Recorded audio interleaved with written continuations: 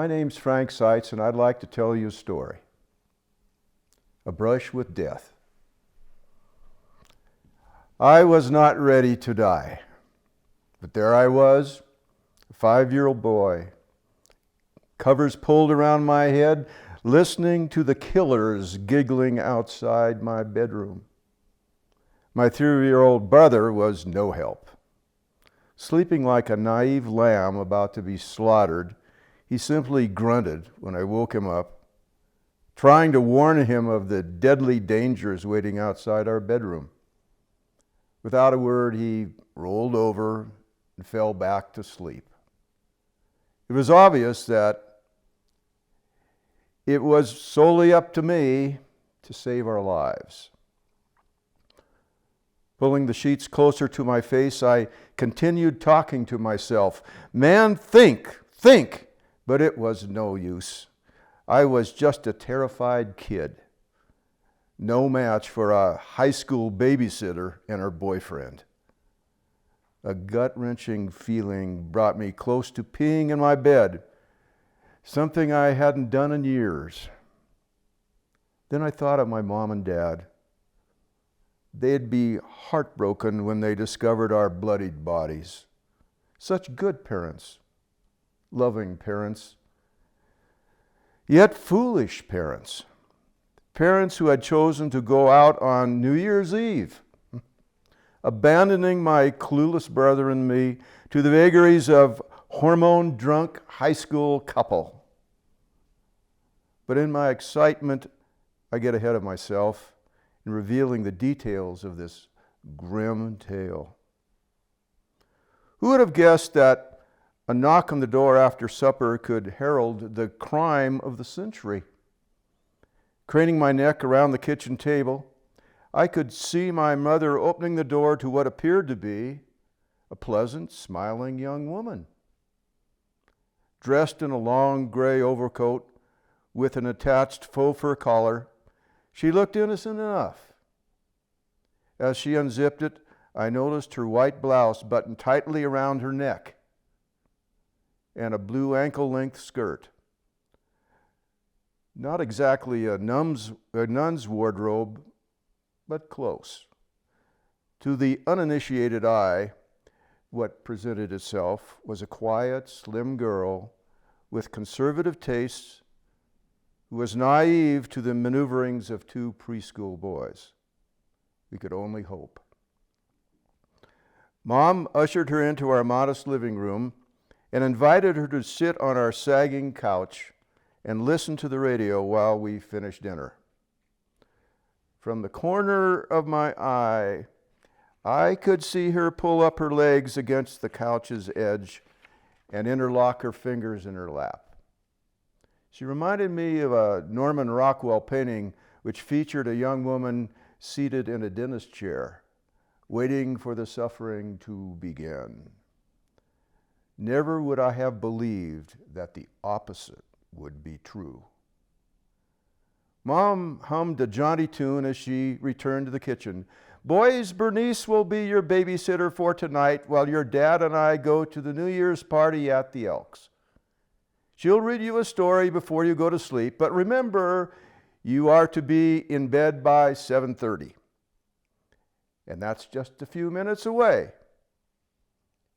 Brother Ed and I nodded.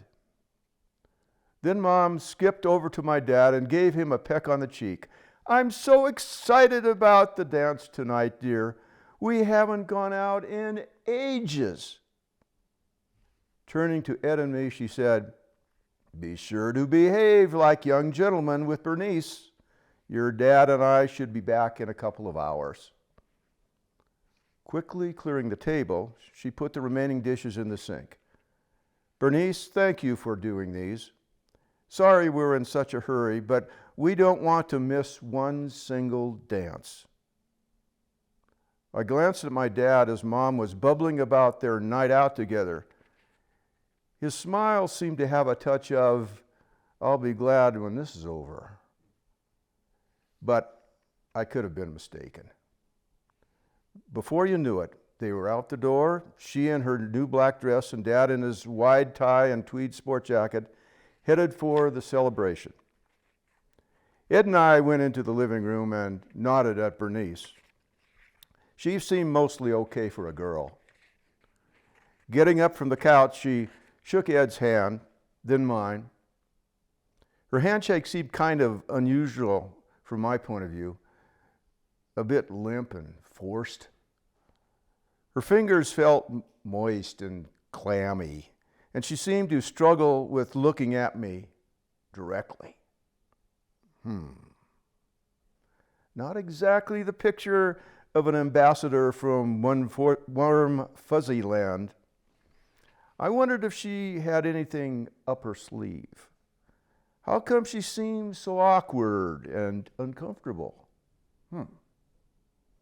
Probably first-time jitters about babysitting the two Seitz studs.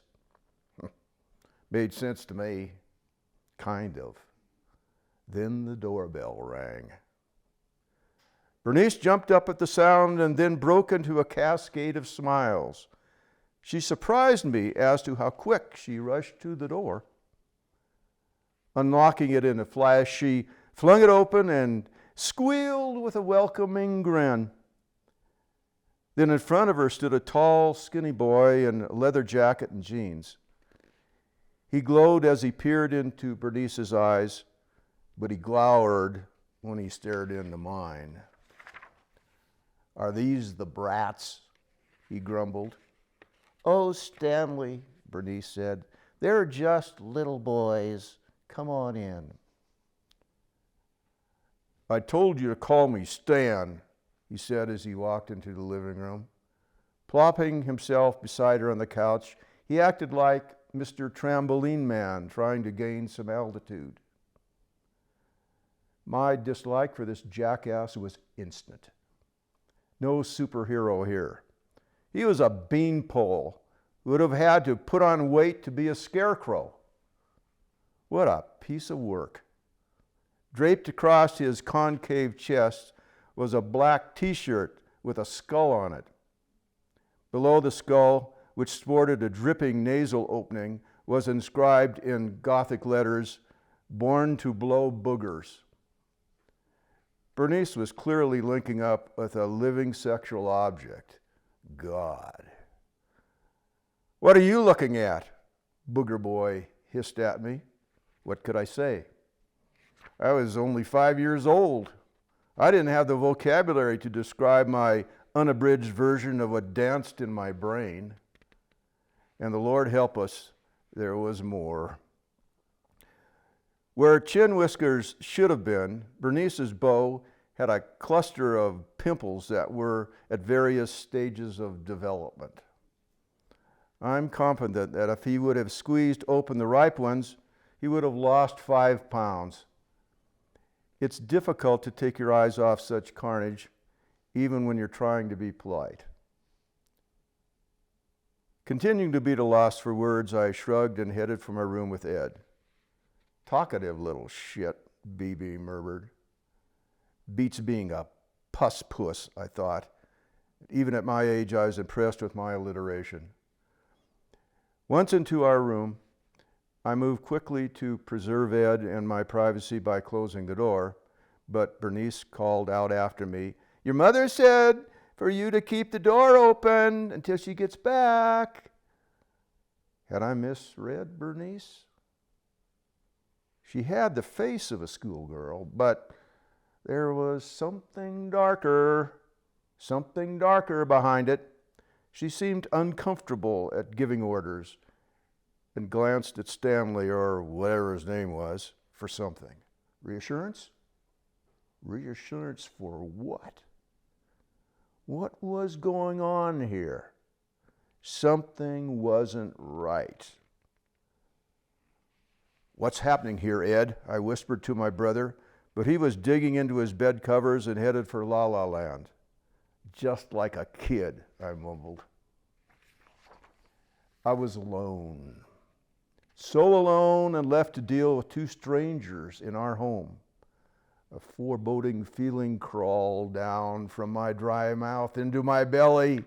Something is not right. Something real bad. I watched as Booger Boy stalked over to the radio, turned to Bernice and chuckled. Best turn up the sound so those two brats can't hear us. I don't want them to spoil our plans. There it was. A fiendish plot. And in the familiar words I had heard on the radio many times, by the likes of Long John Silver when he tried to slice the throat of Robin Hood, and by the Joker as he crept with his heartless gang into the Batcave to murder Batman and Robin. Now it might be Ed and my turn. Oh Lord, it was Ed and my turn. Booger Boy and Bernice were planning on killing us, just like on the radio. Like John Silver and the Joker, those villains, those two scoundrels, threatening Ed and me in our own bedroom yet. Well, let them try. They may get us, but not without a fight. Before any battle, however, I had to think about what would happen if I failed to defend our lives. Who would inherit my toys? I assumed Ed, but what if he was killed in the action? I needed a will. I had recently learned the alphabet and learned it well, but my spelling was shaky, tough. I had to make do, correct spelling or not. My folks and their lawyer would get the general idea. I sneaked a look around the room and spied a pencil. No paper in sight.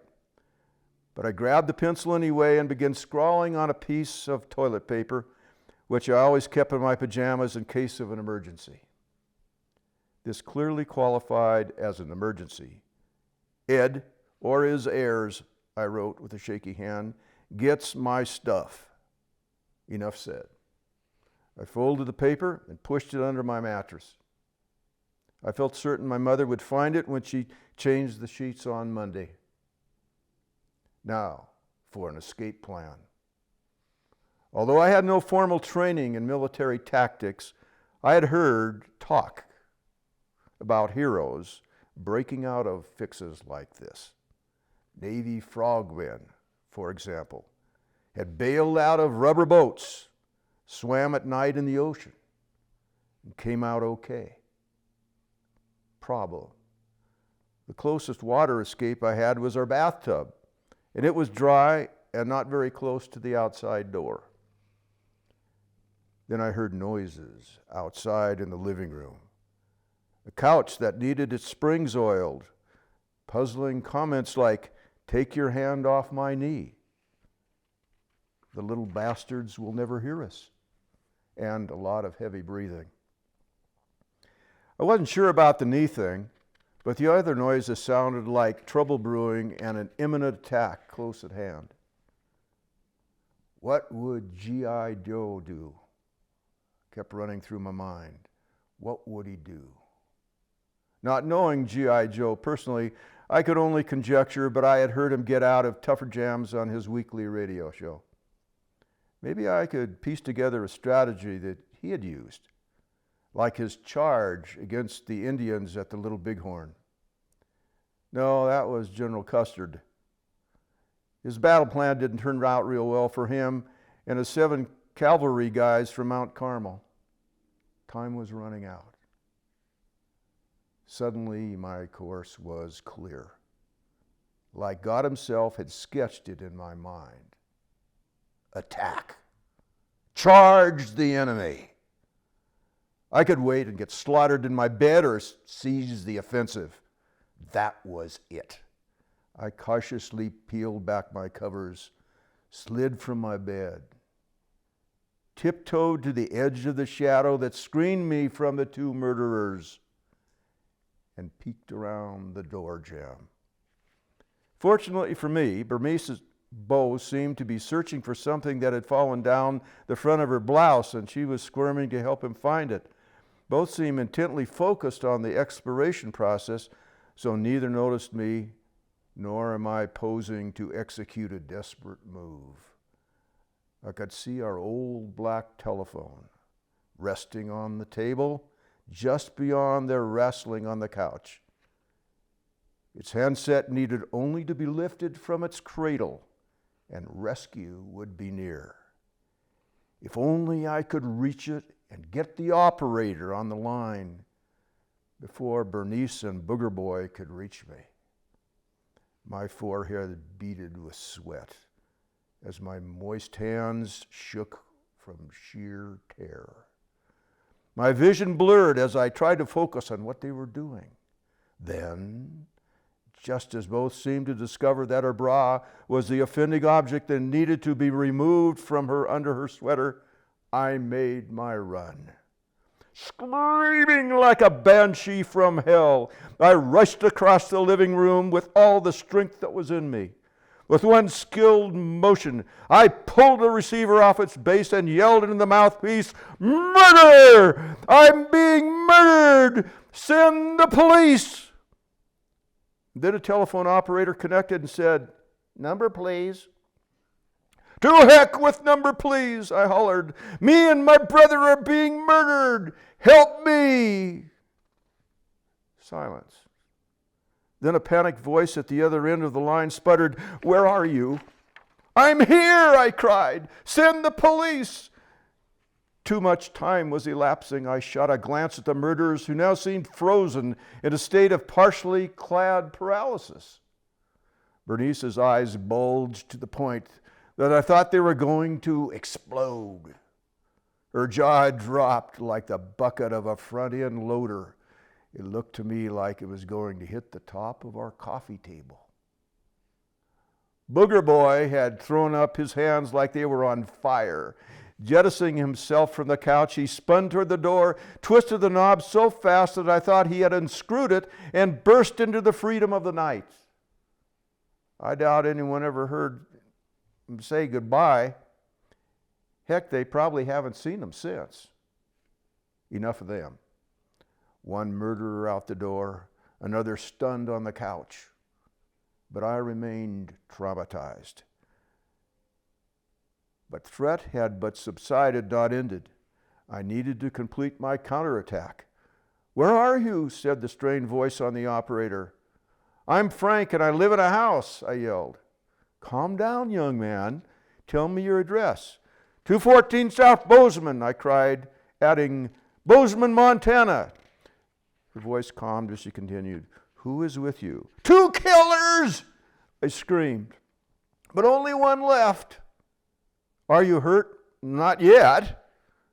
"Who is with you?" "My babysitter. She's sitting on the couch. Want to talk to her?" "Yes." Turning to Bernice, I said, "I think she wants to talk with you." Continuing to stare wide-eyed into space, Bernice slid off the couch and stumbled toward the phone.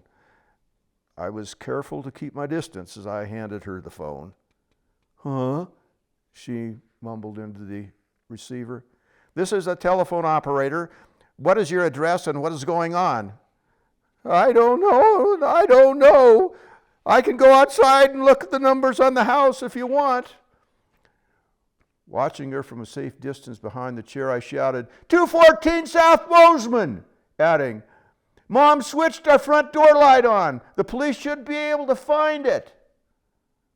The eyes bulging in her face flashed red as they began watering in earnest. "It's 214 South Bozeman, and the parents' names are Mr. and Mrs. Seitz." "Where are the parents?"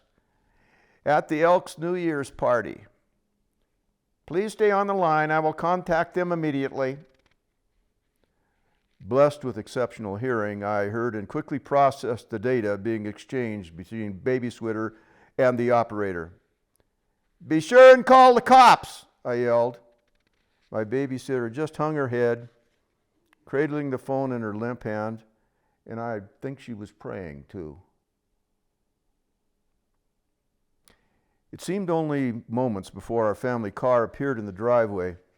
I put down my Captain Marvel comic book and dangled my feet over the chair. Bernice was still crying by the phone, but her gasping for air appeared to have subsided. Bang!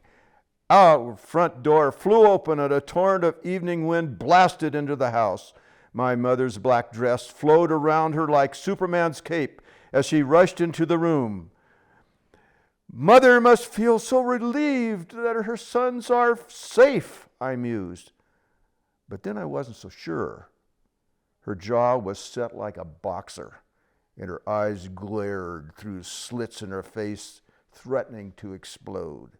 "Hi, Mom!"